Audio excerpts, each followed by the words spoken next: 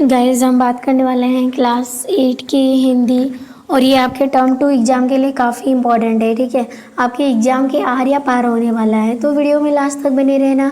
और वीडियो अच्छी लगे तो लाइक शेयर और सब्सक्राइब करना ना भूलें। ठीक है, तो चलिए हम पहले इस कौन से चैप्टर यानी बस की यात्रा, जो आपके सेकेंड टर्म के एग्ज़ाम में काफ़ी आपको हेल्प करने वाला है इस वीडियो के माध्यम से, इस चैप्टर के माध्यम से। ठीक है, तो देखिए ये बस की यात्रा जो है ये किसके द्वारा लिखी गई है, तो ये हरिशंकर परसाई ने लिखा है खुद की अपने जर्नी जो है बस की यात्रा में उनकी कंडीशन क्या थी उस गाड़ी के अंदर और उनको कैसा लगा, इसके बारे में इस क्वेश्चंस के आधार पर, पैसेज के आधार पर पता चल जाएगा। ठीक है, तो चलिए सबसे पहले आपको पैसेज देखने को मिलेगा, तो हम पैसेज से ही करते हैं। ठीक है, कि गजब हो गया, यानी कि ये कह रहा है गजब हो गया, ऐसी बस आपने चलती यानी अपने आप चलती है, यानी कितना गजब है, ऐसी बस जो है अपने आप चलती है। हम आगा पीछा करने लगे, डॉक्टर मित्र ने कहा डरो मत चलो, मतलब हमने इधर उधर मतलब गाड़ी के अंदर ही करने लगे, लेकिन डॉक्टर मित्र यानी डॉक्टर फ्रेंड ने बोला कि डरो मत अब चलो। ठीक है, उसके बाद बस अनुभवी है, नई नवेली बसों से ज़्यादा विश्वसनीय है, मतलब कि नई नवेली बसों से ज़्यादा विश्वसनीय है। हम अब मतलब जैसे यहाँ पर बोला हमें बेटों की तरह प्यार से गोद में लेकर चलेगी, कौन, बस। ठीक है, आगे फिर क्या बोला, हम बैठ गए, हम क्या हो गए, बैठ गए। जो छोड़ने आए थे वे इस तरह देख रहे थे जैसे अंतिम विदाई दे रहे थे। ठीक है, जो उनको छोड़ने आए थे वो बस को देखकर ऐसे मतलब उन लोगों को देख रहे थे मानो उनकी अंतिम विदाई हो रही, यानी बस की इतनी बुरी कंडीशन थी।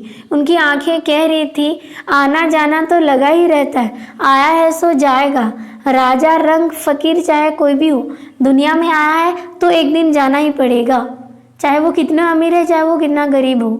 ठीक है, सबको जाना पड़ेगा। ठीक है, ये सोच रहे थे। ठीक है, आदमी को कुछ करने के लिए एक नियमित चाहिए। ठीक है, तो यहाँ पर इस बस की कंडीशन देख के अजीब लग रहा था, जो छोड़ने लोग आए थे तो उनको लग रहा था कि ये उनकी अंतिम विदाई है, क्योंकि ये भी उन्होंने सोचा जो लोग आए हैं दुनिया में उनको जाना ही पड़ेगा, चाहे वो राजा हो, रंग हो, फकीर हो, जो भी हो, एक दिन जाना तो पड़ेगा सबको। ठीक है, ये सोच रहे थे।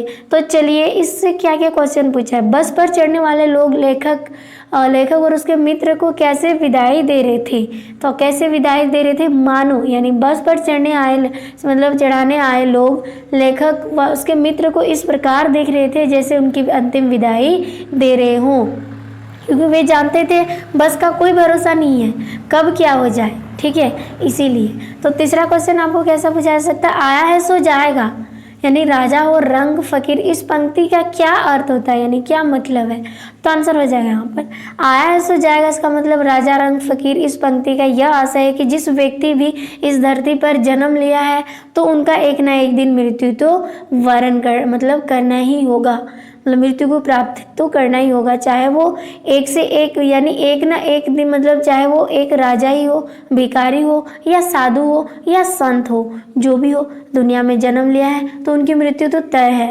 ठीक है, किसी ना किसी दिन। ये बात इस पैसेज के माध्यम से चल रहा है। आगे निम्नलिखित प्रश्नों के सही उत्तर को चुने, यानी आपको ऐसे नहीं दिया जाएगा, आपको इसको याद करना है। ठीक है, डॉक्टर मित्र ने क्या कहा, डरो मत चलो या सोचो मत चलो या ठहरो मत चलो या रुको मत चलो, तो उन्होंने क्या कहा कि डरो मत चलो, ये कहा था डॉक्टर मित्र ने।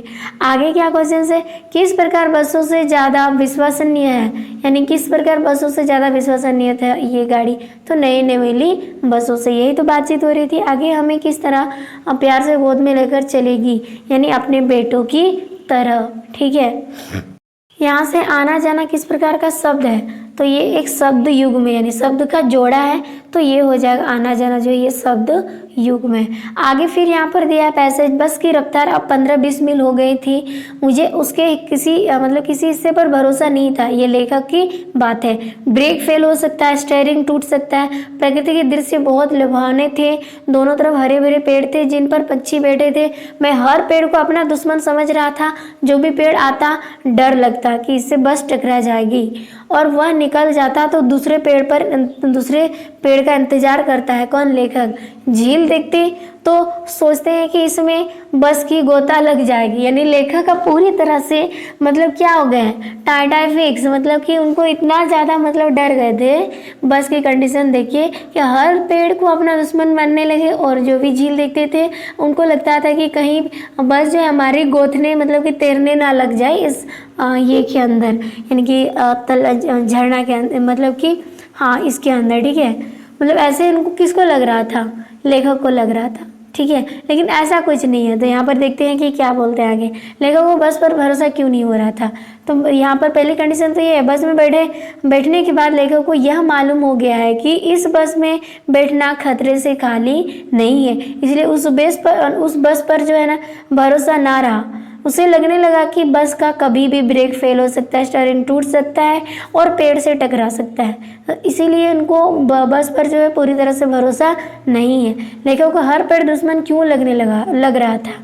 जैसे ही सामने कोई पेड़ आता है, सामने तो बस की ओर आता है, तो वह उसे अपना दुश्मन समझता है। उसे ऐसा लगता है कि बस पेड़ जो है उसे टकरा जाएगा और हम जो है ना मारे जाएंगे, उसको मतलब उनको ऐसा लग रहा है। निम्नलिखित प्रश्नों के यहाँ पर हमें उत्तर करने हैं। बस की रफ्तार कितनी हो गई थी, तो हमने देखा 15 से 20 मील हो चुकी थी, ये आंसर हो जाएगा।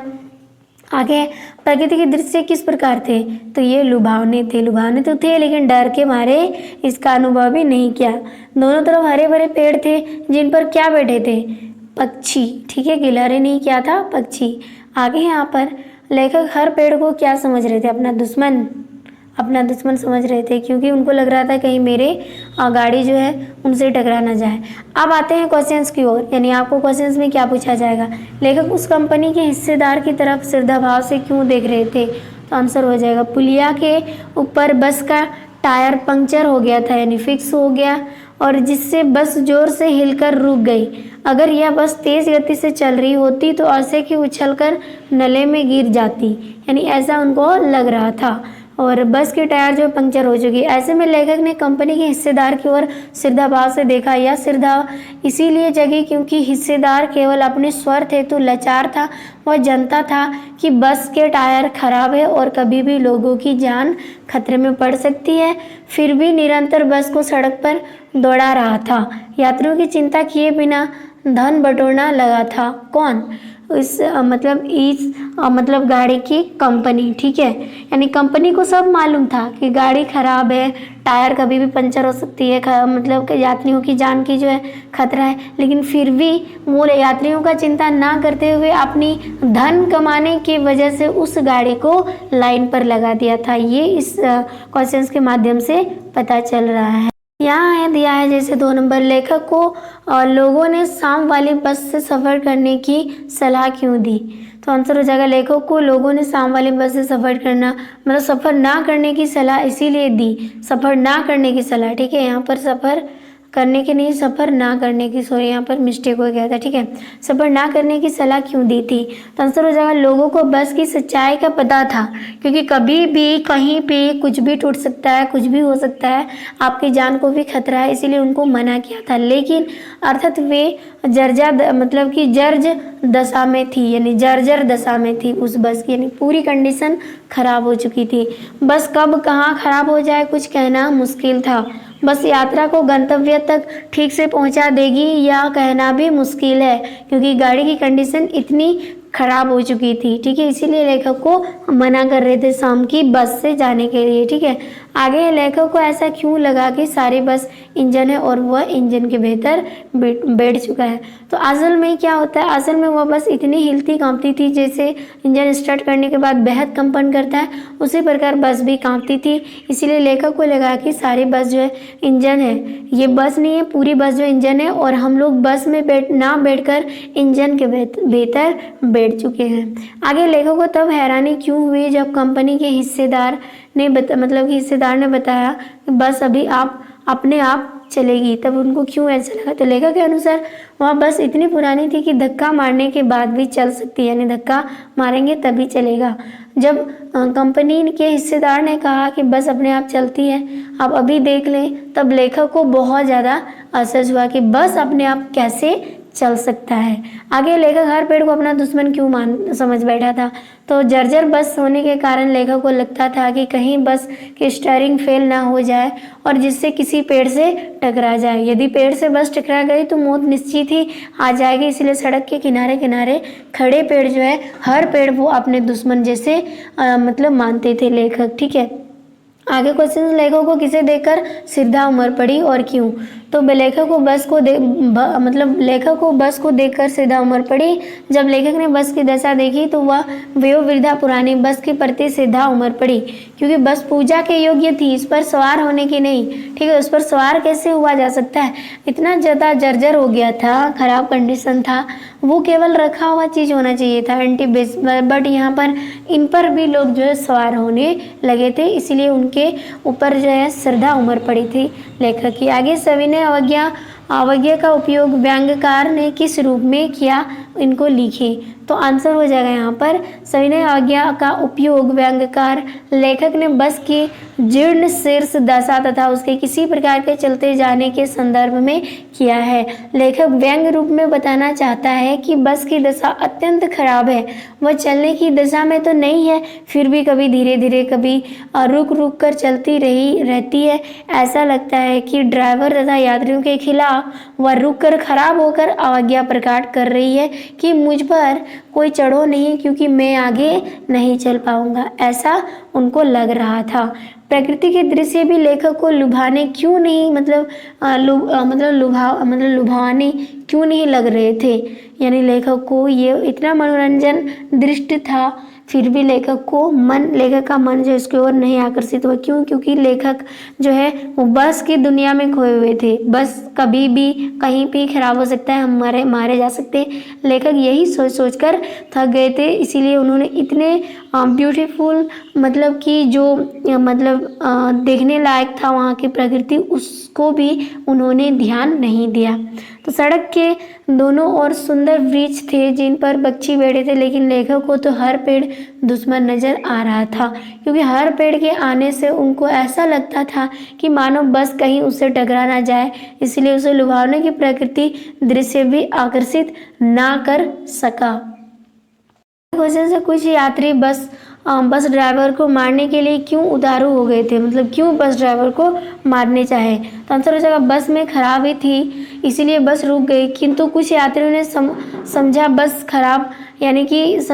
खराब नहीं हुई है, ड्राइवर ने जानबूझकर रोकी है और खराब होने का बहाना किया है, इसीलिए उनके अनुमान उससे उसकी डाकुओं लुटेरों से साठ गांठ है, इसीलिए वे सब ड्राइवर जो है मारने को उतारे हो गए। यानी लोगों को लग रहा था ये बस जो है खराब नहीं हुई है, बल्कि ड्राइवर जो है वो जानबूझकर इसको रोका है ताकि लूटपाट हो जाए बीच में, ये उनके साथ मिले हुए हैं। इसीलिए लोगों जो है मिलकर किसको मारने के लिए उतार हो गए थे? ड्राइवर को। ठीक है, तो यहाँ तक हमने इनका क्वेश्चंस किया है। अब यहाँ से एक एक मार्क्स का आपको पूछा जाएगा। बस की यात्रा शीर्षक पाठ में कैसी रचना है, ये किस तरह का? तो ये हास्य व्यंग्यात्मक रचना है। ठीक है, आगे यहाँ पर दिया है यातायात की दुर्व्यवस्था किस पाठ की विषय वस्तु है? तो ये किसका है? तो आंसर हो जाएगा बस की यात्रा चैप्टर का है। ठीक है, आगे यहाँ पर दिया हास्य व्यंग्यात्मक रचना की श्रेणी में कौन सा पाठ है? तो ये कौन सा है? बस की यात्रा, क्योंकि इसकी कंडीशन खराब है फिर भी उस पर लोग जो है सफ़र करते हैं। आगे बस के प्रति श्रद्धा का कारण क्या है? क्योंकि वो पूरी तरह से वयोवृद्धा हो चुका है, अब चलने के लायक नहीं बचा है। आगे बस की यात्रा पाठ के आधार पर लेखक को लोगों ने शाम वाले बस से सफ़र ना करने की सलाह क्यों दी? क्योंकि लोगों को अच्छी तरह से मालूम थी कि ये बस की जो है दुर्दशा कितनी खराब है। ठीक है, इसीलिए उनको मना किया था।